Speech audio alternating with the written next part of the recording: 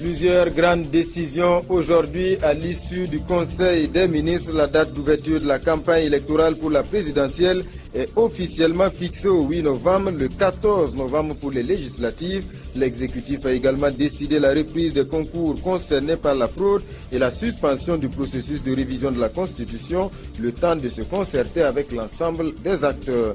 Et puis les forces armées nationales s'apprêtent à célébrer leur 55e anniversaire après une commémoration au goût particulier. Après le démantèlement du RSP, l'armée retrouve son unité et son honneur. Et pour marquer cette nouvelle ère, les casernes seront rebaptisées. Le détail dans ce journal. Bientôt la phase d'expérimentation d'un vaccin contre le virus Ebola au Burkina. C'est le fruit de la recherche menée par le centre Muraz de Bobo Dioulasso. Les chercheurs ont expliqué le déroulement des tests aux autorités de la région. Pas de surprise, en Côte d'Ivoire, Alassane Dramane Ouattara a été réélu dès le premier tour. Les résultats provisoires ont été rendus publics ce matin. C'est une victoire écrasante. Ado recueille plus de 83% des voix. Taux de participation, plus de 54%. Voilà pour la une de ce journal. Mesdames et messieurs, bonsoir et bienvenue. Après la condamnation des fraudeurs au concours de la fonction publique, le gouvernement tire les conséquences. Le Conseil des ministres a décidé l'annulation et la reprise des différents concours concernés, suivant les explications du ministre de la fonction publique. Le gouvernement a décidé de tirer les conséquences de cette décision de justice-là.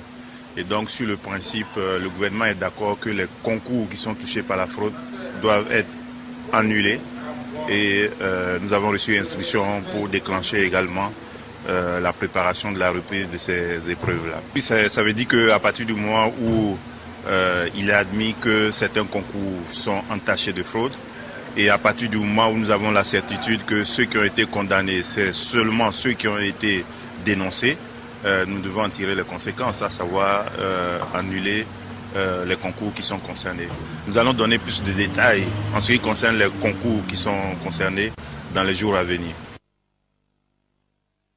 L'autre grande décision concerne la modification de la Constitution. Le gouvernement a décidé de suspendre le processus le temps de mener les concertations avec l'ensemble des acteurs. Le Premier ministre Yacouba Isaac Zida nous donne des précisions.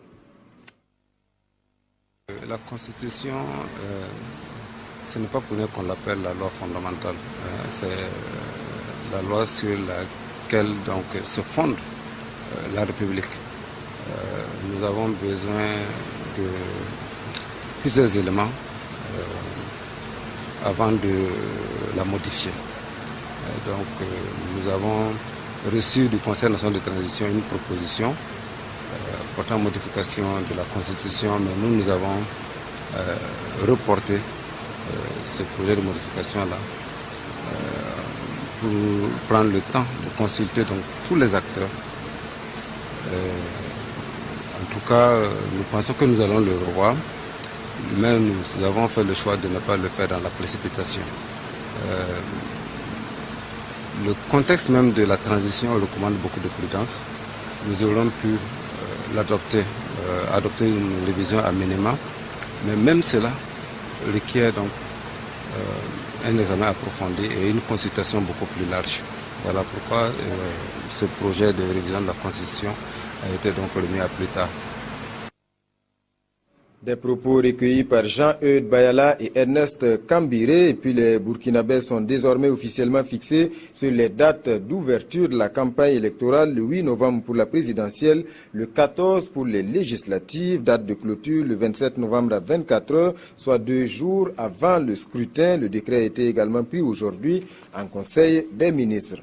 Les forces armées nationales s'apprêtent à célébrer leur 55e anniversaire. Ce sera dimanche prochain, 1er novembre, un anniversaire dans un contexte particulier au lendemain de l'assaut réussi sur le camp Nabakoum et le démantèlement de l'ex-RSP. L'armée nationale retrouve son unité, son honneur et surtout le respect et l'admiration du peuple. Et signe de cette nouvelle ère qui s'ouvre, les casernes seront rebaptisées. Gérard Sommet, Yolande Lompo.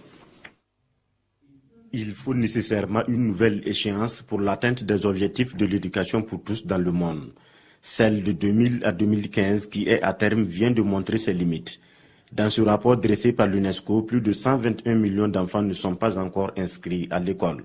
Bilan très mitigé donc de l'éducation pour tous après 15 ans d'expérience. Un tiers des pays au niveau du monde ont atteint ces objectifs-là.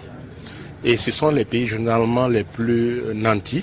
Et donc c'est généralement au niveau des pays à revenus faibles et moyens que des efforts doivent être faits. Dans ce rapport, le Burkina occupe la 109e place sur 113 pays classés. Le pays est largement en deçà de la moyenne, donc loin de l'atteinte des objectifs de l'éducation pour tous. En taux de préscolarisation, nous sommes à 4%. En taux de scolarisation des adultes, nous sommes à 36%. Et en taux d'accès en tant que tel à l'école primaire, scolarisation africaine, nous sommes à 82%. Nous sommes donc très loin de la scolarisation universelle qui était pourtant envisagée. Et je pense que le Burkina va être au rendez-vous dans les 15 prochaines années où on a fixé effectivement des objectifs complémentaires en plus de ceux qui étaient là. Mais pour y parvenir, selon le document, il faut investir beaucoup plus dans l'éducation et mieux maîtriser la démographie dans les pays pauvres, qui ne va pas forcément de pair avec la croissance économique. Un petit problème d'alignement dans ce journal. Vous venez plutôt de suivre le reportage de Dramane Guéné, l'UNESCO qui vient de publier un rapport sur la question de l'éducation. Seulement un tiers des pays ont atteint l'objectif et comme vous l'avez vu, le Burkina Faso est logé dans la classe des mauvais élèves. Notre pays est classé 109e sur 113 pays évalués dans le monde. Nous allons retrouver la conférence de presse sur le 55e anniversaire des forces armées plus tard. L'armée burkinabé qui célèbre donc en ce 1er novembre 2015 son 55e anniversaire sous le thème « Raffermissement de la vocation militaire au service d'une république ». Pour la célébration de ce 55e anniversaire, le gouvernement de la transition a décidé de rendre hommage à d'illustres officiers de cette armée. Le baptême demain, 29 novembre, de plusieurs casernes en leur nom est une reconnaissance de la droiture, du sens élevé de la patrie et de l'importante contribution de ces officiers intègres à la lutte du peuple burkinabé pour plus de liberté. Et à ce sujet, je porte à votre connaissance donc ces décrets. Le président de la transition, président du FASO, président du Conseil des ministres, vu la Constitution, vu la charte de la transition, vu le décret numéro 2014-001, presse trans du 18 novembre 2014 portant nomination du Premier ministre, vu le décret numéro 2015-891, presse trans PM du 19 juillet 2015 portant attribution des portefeuilles de la défense nationale et des anciens combattants et de la sécurité, vu le décret numéro 2015-892, presse trans PM du 19 juillet 2015 portant remaniement du gouvernement, vu la loi numéro 074-60 AN du 3 août 1960 portant création de l'armée nationale, vu la loi numéro 019-2015 CNT du 5 juin 2015 portant statut général des personnels des forces armées nationales, vu le décret numéro 2014-337 presse PM MDNAC du 6 mai 2014 portant organisation du ministère de la Défense nationale et des anciens combattants décrète. Article 1. Les camps militaires de Pau et de Tinkodogo prennent les noms de baptême conformément au tableau ci-dessous pour compter du 29 novembre 2015. Camp militaire de Pau, nom de baptême, Camp Thomas Sankara. Camp militaire de Tinkodogo, nom de baptême, Camp général Tiemoko Marc Garango. Article 2. Le ministre de la Défense nationale et des anciens combattants est chargé de l'exécution du présent décret qui sera publié au journal officiel du FASO. Ouagadougou, le 27 octobre 2015. Cet autre décret portant toujours sur le changement de nom de baptême de caserne, le président de la transition, président du FASO, président du Conseil des ministres, vu la Constitution, vu la charte de la transition, vu le décret numéro 2014-001, presse trans du 18 novembre 2014 portant nomination du Premier ministre, vu le décret numéro 2015-891, presse trans PM du 19 juillet 2015 portant attribution des portefeuilles de la défense nationale et des anciens combattants et de la sécurité, vu le décret numéro 2015-892 presse trans PM du 19 juillet 2015 portant remaniement du gouvernement, vu la loi numéro 074-60 AN du 3 août 1960 portant création de l'armée nationale, vu la loi numéro 019-2015 CNT du 5 juillet 2015 portant statut général des personnels des forces armées nationales, vu le décret numéro 2014-337 presse PM MDNAC du 6 mai 2014 portant organisation du ministère de la Défense nationale et des anciens combattants décrète. Article 1. Les camps militaires ci-dessous désignés sont débaptisés et prennent les nouveaux noms de baptême suivants pour compter du 29 octobre 2015, conformément au tableau ci-dessous. Ouagadougou, ancien nom de baptême camp 1178, nouveau nom de baptême camp général Babassi. Cambouinsin, ancien nom de baptême camp Bangré et Nsoa, nouveau nom de baptême camp général Bila Zagré. Cambouinsin toujours, ancien nom de baptême camp Bangré PMK, nouveau nom de baptême PMK. Dédougou, ancien nom de baptême camp Bankui, nouveau nom de baptême camp Nazi Boni. Article 2. Le présent décret abroge toute disposition antérieure contraire. Article 3. Le ministre de la Défense nationale et des anciens combattants est chargé de l'exécution du présent décret qui sera publié au journal officiel du Faso, fait à Ouagadougou le 27 octobre 2015, signé Michel Kafando. Un anniversaire qui sera également célébré sous le signe de la solidarité. Ce matin, les forces armées nationales sont allées apporter leur soutien aux victimes du putsch manqué de l'ex-RSP. Elles ont remis 5 millions de francs CFA au ministère de l'Action sociale. Mokhtar Ouedraogo, Bouma Ernest Nebié. D'un montant de 5 millions de francs CFA, ce geste de l'armée nationale, reçu ici par le secrétaire général du ministère en charge de l'action sociale, est destiné aux victimes du putsch manqué du 16 septembre dernier. Il s'inscrit dans le cadre de la commémoration du 55e anniversaire des forces armées nationales.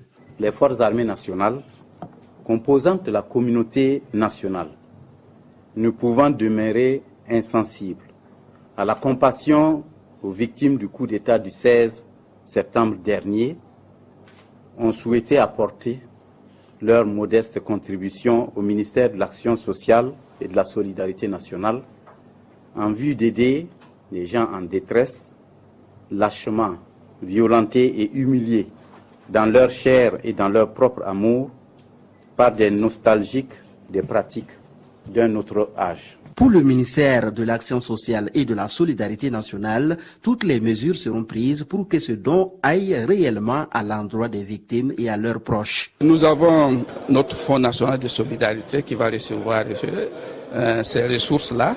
Et nous avons déjà une situation des victimes du putsch, c'est-à-dire les familles endeuillées et les blessés. Les forces armées nationales ne sont pas à leur premier geste de solidarité. Elles ont déjà apporté 12 millions de francs CFA au ministère en charge de l'action sociale pour la prise en charge des blessés de l'insurrection populaire des 30 et 31 octobre 2014. Les forces armées nationales qui s'apprêtent donc à célébrer leur 55e anniversaire, ce sera dimanche prochain, 1er novembre, un anniversaire dans un contexte particulier. Au lendemain de l'assaut réussi du camp Nabakoum et le démantèlement du RSP, l'armée nationale retrouve son unité, son honneur et surtout le respect et l'admiration du peuple burkinabé. Et signe de cette ère nouvelle qui s'ouvre, les casernes seront donc rebaptisées. Reportage, et cette fois, j'espère, c'est la bonne, de Gérard Sommet, de Yolande Lompo. Les forces armées nationales se préparent à fêter leur 55e anniversaire. Cet anniversaire qui se veut sobre au regard des douloureux événements que le pays des hommes intègres a connus a pour thème raffermissement de la vocation militaire au service d'une armée républicaine. Célébrer l'anniversaire de l'armée, c'est rendre hommage à une institution, à une communauté de femmes et d'hommes qui ont décidé de servir leur pays par les armes et qui sont prêts à faire don de leur vie pour la patrie. Certes, des moments tumultueux ont quelquefois écorné et détérioré l'image de l'armée. Mais l'institution militaire a à chaque fois su relever la tête avec dignité. Le budget n'est pas encore bouclé, mais au dit du président du comité d'organisation, les différentes commissions sont déjà à pied d'œuvre. Quant à l'activité sont au programme de cette commémoration, il s'agit d'une remise de contribution des femmes en soutien aux victimes de putsch manqué, des baptêmes de casernes, notamment celle du camp 1178, du camp Bagré, des camps de Dudoupo et Tinkodogo. Une cérémonie de prise d'armes suivie de décorations, une cérémonie de dépôt de germes en mémoire de nos devanciers. Dès demain, 28 octobre 2015, les forces armées nationales remettront au ministère de l'Action sociale et de la Solidarité nationale une enveloppe de 5 millions de francs CFA en guise de soutien aux victimes du putsch manqué. À la différence des années antérieures, à cette commémoration, la grande parade n'aura pas lieu. Fin de mission au Burkina Faso pour le directeur des opérations de la Banque mondiale. Hier, Ousmane Diagana est allé dire merci au Premier ministre pour la bonne collaboration pendant les 2 ans qu'il a passé ici. Il se réjouit notamment de l'aboutissement de plusieurs projets. Il s'exprime ici au micro de Moussa Ouedraogo et Aruna Mare. J'ai été appelé pour d'autres fonctions au siège de notre institution à Washington. Donc il était normal que je vienne saluer Monsieur le Premier ministre. J'ai pris mes fonctions comme directeur des opérations au moment où le Burkina Faso faisait déjà face à un certain nombre de défis. Et puis par la suite, il y a eu la crise, n'est-ce pas, au mois d'octobre 2014.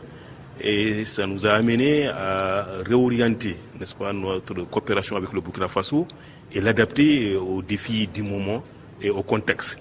Et malgré ces circonstances, je pense que la Banque mondiale a pu accompagner le Burkina Faso de manière efficace, de manière rapide, en mobilisant non seulement des ressources additionnelles, mais aussi en faisant en sorte que les projets et programmes que nous avons dans ce pays puissent s'exécuter de façon à avoir des résultats positifs en faveur des populations. Les chercheurs burkinabés cherchent et trouvent Ebovac 2, c'est le nom d'un vaccin contre le virus Ebola mis au point par le centre Muraz de Bobo-Dioulasso. La phase d'essai sera lancée bientôt et pour préparer le terrain, les responsables du centre ont eu des échanges avec les autorités administratives à Bobo-Dioulasso. Hassan Gourabou, Karim Sissé. Le centre Muraz a été placé au cœur du dispositif de lutte contre la maladie à virus Ebola par le ministère de la Santé dès les premières heures de l'épidémie en Afrique de l'Ouest. Aujourd'hui, il est question pour ce centre de tester un candidat vaccin contre la maladie à travers un projet international appelé Ebovac 2. C'est un projet qui va évaluer un candidat vaccin proposé par le laboratoire hollandais Johnson & Johnson pour vérifier que ce vaccin en phase 2 n'est pas toxique, est bien toléré par l'organisme humain. L'essai va concerner 6 groupes de personnes. Le premier groupe, c'est les adultes sains, vous. Le deuxième groupe, c'est les personnes âgées, entre 60 et 70 ans. Le troisième groupe, c'est les personnes vivant avec le VIH. Le quatrième groupe, c'est les enfants, les adolescents de 12 à 17 ans. Et le dernier groupe, 6e groupe, c'est les enfants de 1 à 5 ans. Les inclusions débuteront entre fin novembre et début décembre. Et il est attendu une adhésion massive de la population burkinabé afin de réussir les défis majeurs de cet essai vaccinal. Direction à présent la Sicile sur les traces de réalisation du programme d'aménagement de bas-fonds dans le sud-ouest PAPSO. On s'arrête particulièrement sur 2 réalisations. Un bas-fond risicole pour les femmes dans le village de Damfina et un ouvrage de franchissement à Zamouna pour faciliter le transport et l'écoulement des produits. Konsoun Koulibaly, Nathalie Sawadro. Bas-fond risicole de Damfina. Nous sommes dans la Sicile. Cet aménagement d'une superficie de plus de 22 hectares est exploité uniquement par des femmes. La production attendue pour cette saison est estimée à 100 tonnes de riz d'une valeur de plus de 15 millions de francs CFA.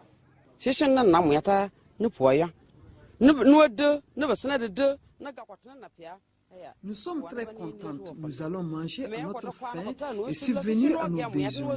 Nous souhaitons l'extension du bas-fond, la construction d'un magasin de stockage et l'aménagement d'un périmètre de maraîchage. Les techniciens vont repartir encore discuter avec les notables du village pour voir d'abord la faisabilité technique. Est-ce que le site qu'ils vont proposer, est-ce que le site se prête à l'aménagement des bas-fonds? Parce que ce genre de réalisation, ça obéit à un certain nombre de choix techniques. Il faut que le bas-fond réponde à un certain nombre de caractéristiques pour que ça soit aménagé. Au-delà de ça, il y a un certain nombre de questions qui doivent être levées, notamment la question foncière. Le PAPSO, le programme d'aménagement de bas-fonds dans le sud-ouest et la Sicile, assure l'exécution du projet. Un projet financé par la coopération allemande et qui vise la réduction de la pauvreté en milieu rural. Et en se rendant sur le terrain, les responsables du programme et leurs partenaires ont voulu toucher du doigt les réalités du terrain.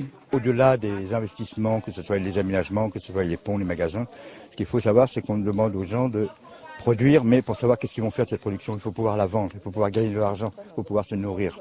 Donc c'est un peu toute cette approche filière que le PAPSO met en œuvre et qui aboutit effectivement donc d'abord l'aménagement d'un bas-fond, sa mise en valeur et après donc des mesures d'accompagnement complémentaires comme les magasins, comme les ouvrages de franchissement. Après Danfina, cap sur le bas-fond rizicole de Zamouna. Ici est réalisé un ouvrage de franchissement pour permettre l'accès au site et faciliter l'écoulement des produits. Une infrastructure qui vient aussi soulager les populations dans le cadre des évacuations sanitaires.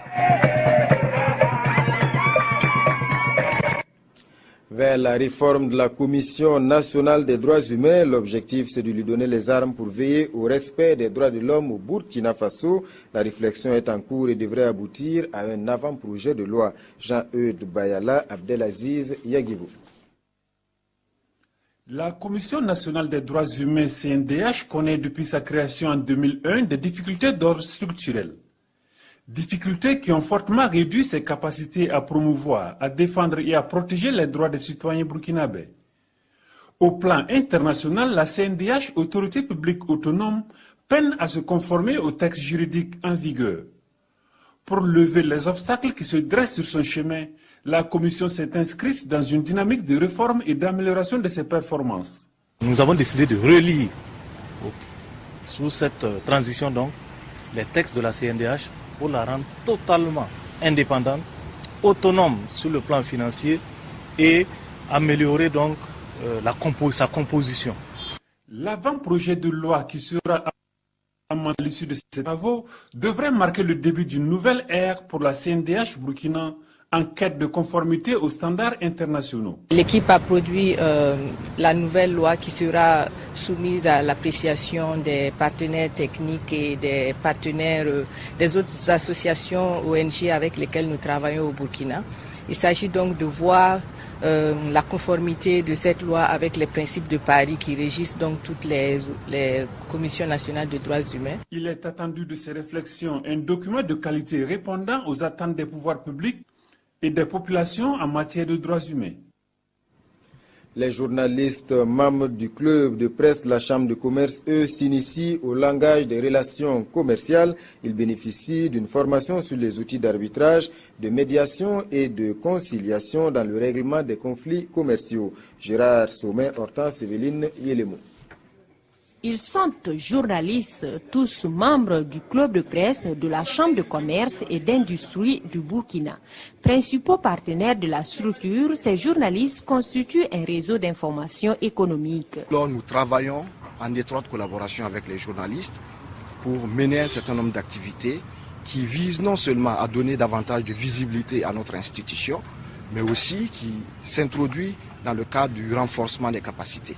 Analyser les relations commerciales, les subtilités des clauses contenues dans les contrats et la nature des éventuels conflits, c'est désormais la tâche qu'incombe ces journalistes dans leurs différentes rédactions, d'où cette remise à niveau. L'objectif ultime c'est qu'ils soient des relais dans le secteur privé comme dans le secteur public pour pouvoir, en tout cas, apporter ce message selon lequel l'on peut régler autrement son litige et dans la simplicité, dans la compréhension et obtenir, comment dirais-je, une décision souhaitée. La formation est l'œuvre du CAMCO, le centre d'arbitrage, de médiation et de conciliation de Ouagadougou. À terme, elle devrait permettre à ces journalistes d'appréhender les sujets économiques sous des angles bien aiguisés. À présent, un coup d'œil sur le programme de la saison théâtrale 2015-2016. Elle a débuté depuis le 8 octobre dernier. Une saison riche en représentations. Le cartel Fédération de compagnies de théâtre à Ouagadougou a rencontré la presse pour apporter les détails. Plusieurs spectacles sont proposés au public à Ouagadougou et dans d'autres localités. Jean-Eudes Bayala, Bouma Ernest Nebier. La saison théâtrale 2015-2016 de Cartel est déjà ouverte. On dit ces premiers responsables qui ont organisé à Ouagadougou cette conférence de presse pour annoncer la suite des spectacles qui sont au programme. La programmation part du seul en scène aux marionnettes et puis nous bénéficions aussi de la présence d'un spectacle en langue dont Sidiki Baré est désormais le maître incontesté. Nous avons dans notre programmation aussi du conte théâtralisé. Nous allons avoir droit à Kumba et Kari, qui est une création de la Fédération du Cartel. À cette saison, des innovations vont retenir l'attention des spectateurs. Cette année, nous avons une saison qui va durer sur 9 mois, de façon ininterrompue, presque ininterrompue. Donc sur 9 mois, nous avons également noté l'ouverture vers le Bénin. Et puis, nous avons étendu la saison à 4 nouvelles villes cette année. La saison prend fin en juin 2016. Les spectacles vont se dérouler pour la plupart dans les 2 grands centres de diffusion de Cartel, à Gonguin et à la cité Antrois de Ouagadougou. En marge de ces spectacles, des séances d'initiation au théâtre sont organisées. Le discours du président Michel Kafando au Conseil national de la transition, c'est le principal sujet, largement relayé et commenté par les quotidiens. La revue de presse nous est proposée par Jacques Lamissa Tarpaga. Le passage du président du Faso devant le Conseil national de la transition barre la une des quotidiens de ce mercredi. Et comme s'ils s'étaient partagé la même plume, les journaux affichent des titres à la limite identiques. Soyez des Hercules de la liberté, il n'y a pas plus légitime que vous, Michel Kafando s'adressant ici aux députés du CNT. C'est la première fois qu'un chef de l'État s'adresse physiquement aux députés de l'Assemblée nationale, référence faite ici au CNT, des propos de Chérif si repris par Le Pays. Le journal, dans un compte-rendu, fait ressortir les grandes lignes du discours du président. L'observateur Palga, lui, publie le discours en entier avant de nous faire lire des réactions. J'en suis ému, dit une députée, c'est la preuve du changement, renchérit une autre. Il a accompli son devoir, se contente un autre député. Du discours du président, le journal Le Quotidien revient sur ses propos. La légitimité est avant tout la claire conscience que l'on a de servir son pays à l'appel du peuple. La mise en accusation de personnalités, l'enquête parlementaire sur la fraude fiscale, la résistance pour mettre en échec le coup d'État sont autant d'actions relevées par Michel Kafando et relayées par les titres du jour. Le quotidien Le Soir lui consacre une réflexion au discours du président du Faso, un discours entre adieu et mea culpa, nous dit Le Soir. Le président regrette de n'avoir pas pu passer à la 5e République sous la transition. Michel Kafando doit plutôt se remettre en cause pour n'avoir pas soutenu l'initiative du CNT. Il faut seulement croire que cette erreur qui plonge dans l'inconfort aidera à mieux décider pour la révision constitutionnelle, ajoute Le Soir. Et sur le passage du président du Faso au CNT, Le Soir conclut que c'est une pratique qui peut avoir son importance en termes de dialogue démocratique et politique. Voilà, mesdames et messieurs, c'est la fin de ce journal. Merci pour votre attention.